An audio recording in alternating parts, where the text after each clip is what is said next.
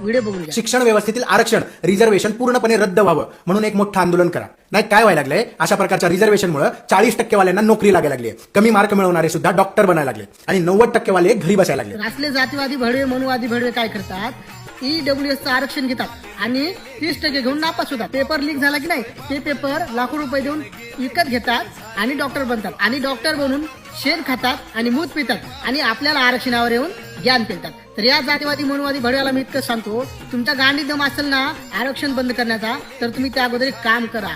तुम्ही आहे ना जातीवाद मिटून टाका आणि जे मंदिरामध्ये ब्राह्मण पुजारी आहेत ना, त्या ब्राह्मण पुजाऱ्याला काढून टाकून दलित पुजारी बनवा आणि तुमच्या मुली दलितांच्या घरी द्या आणि नंतर आरक्षण बंद करा. आणि तुमच्याने हे जर कामं होत नसतील तर तुम्ही शेण खा, मूत पिया आणि बीजेपीने दिलेला अंधभक्तीचा लालूपाप सगळ्यात गुणानं घरी बसा.